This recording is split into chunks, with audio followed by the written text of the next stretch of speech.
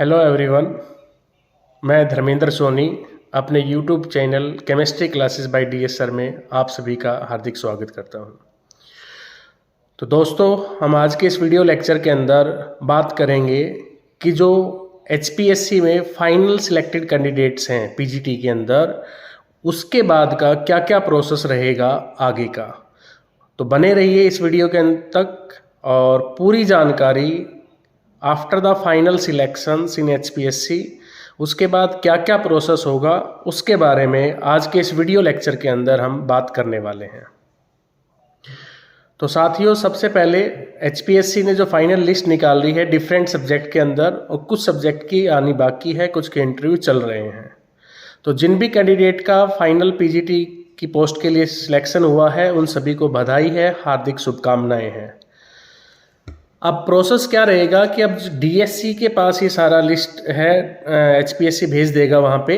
DSC के पास जब ये लिस्ट जाएगी तो डीएससी उस पर मेरिट बनाएगा, क्योंकि अभी जो टोटल पोस्ट थी उन सभी के पोस्ट वाइज रोल नंबर उन्होंने दे के असेंडिंग सीरीज के अंदर ये रिजल्ट में आया है। डीएससी मेरिट लिस्ट बनाएगा। डॉक्यूमेंट वेरिफिकेशंस के टाइम पे वहाँ पे एक परफॉर्मा मिलेगा डीएससी की तरफ से, वो परफॉर्मा हमें फिलअप करना पड़ेगा। तो जब डीएससी का डॉक्यूमेंट वेरिफिकेशंस आ रहा है तो लगभग उसमें 20 दिन लग रहे हैं। पिछली जितने भी रिजल्ट आए हैं, चाहे फिजिकल एजुकेशन का है, पॉलिटिकल साइंस का है या म्यूजिक का है, तो लगभग 20 दिन का समय उसमें लगा है कि एचपीएससी के रिजल्ट आने के बाद और डीएससी का जो डॉक्यूमेंट वेरिफिकेशन है उसके अंदर। तो एक तो आपको अब करना क्या है, अपने ओरिजिनल डॉक्यूमेंट्स अपने साथ रखिए, सीक्वेंस वाइज, सीरियल वाइज उनके साथ अब आपको 3 फोटोकॉपी के सेट रखने हैं। 3 फोटोकॉपी के सेट आपको रखने हैं और तीनों फोटोकॉपी के सेट है वो सेल्फ अटेस्टेड चलेंगे। मेरे पास पिछली वीडियो में कमेंट आया कि भी हमें अभी एचपीएससी में अब इंटरव्यू के लिए जाना है तो हमें डॉक्यूमेंट कैसे लेके जाने हैं। एचपीएससी के अंदर अगर आपको डॉक्यूमेंट लेके जाने हैं या जो आपके इंटरव्यू लेटर पे टिक किए हुए हैं, मार्क किए हुए हैं, वो आपके गेजेटेड ऑफिस से अटेस्टेड होने चाहिए।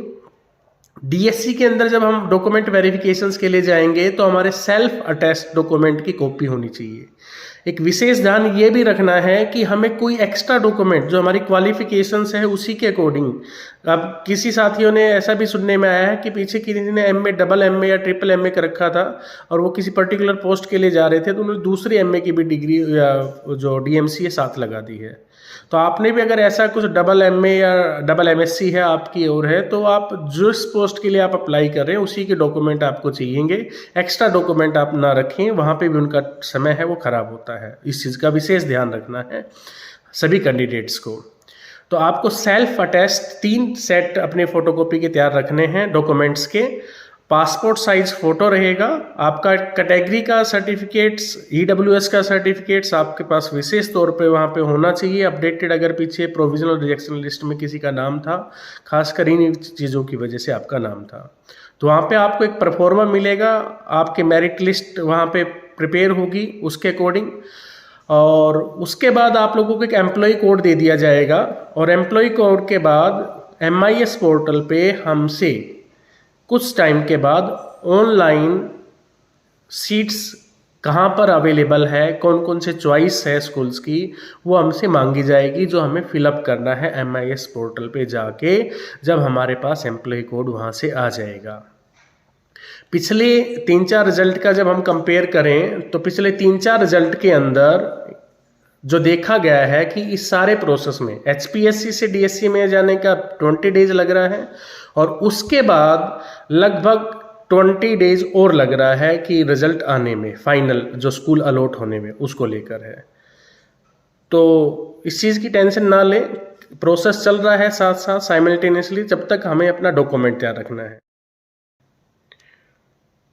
जैसे ही डीएससी से हमारा डॉक्यूमेंट वेरिफिकेशन हो जाएगा, डीवी हो जाएगा और हम चॉइस को भर देंगे MIS पोर्टल पे, उसके बाद फाइनल हमें स्कूल अलॉट हो जाएगा, अपॉइंटमेंट जब हमारा आ जाएगा। उसके बाद अगर हम रेस्ट ऑफ हरियाणा पोस्ट के लिए हैं तो जिस डिस्ट्रिक्ट में आपको स्कूल अलॉट हुआ है वहाँ DEO ऑफिस के अंदर आपको जाना पड़ेगा। एक एप्लीकेशंस आपको लिखना पड़ेगा डीईओ के नाम कि मैं इस पोस्ट के लिए ज्वाइन करना चाह रहा हूँ, ये मेरा नाम है। और वहाँ ज्वाइन करने से पहले, डीईओ ऑफिस में जाने से पहले आपको अपना मेडिकल फिटनेस सर्टिफिकेट्स बनवाना पड़ेगा जो सिविल सर्जन से अटेस्टेड होना चाहिए सीएमओ के द्वारा।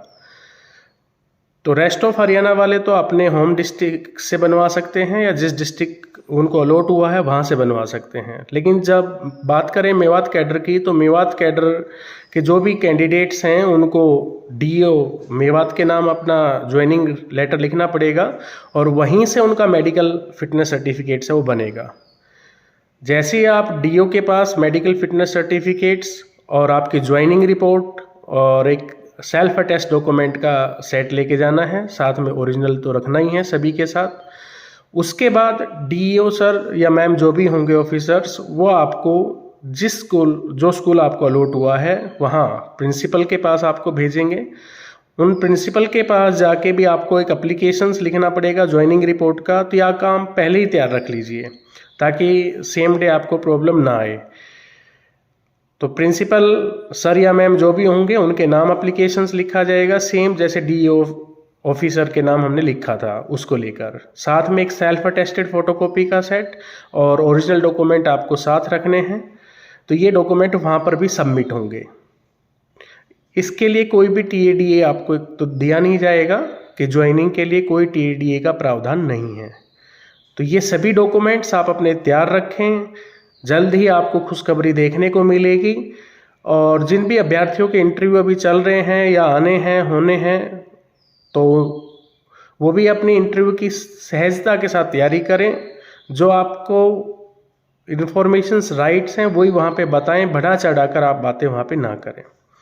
फिर भी आपकी कोई क्वेरी है तो आप प्लीज़ कमेंट करके ज़रूर बताएं कि सर डॉक्यूमेंट से रिगार्डिंग ये क्वेरी है या ज्वाइनिंग को लेकर कोई क्वेरी है, तो उसको लेकर आप बताएं। तब तक बने रहिए, चैनल को लाइक, सब्सक्राइब और कमेंट ज़रूर कीजिए। थैंक यू, धन्यवाद, जय हिंद।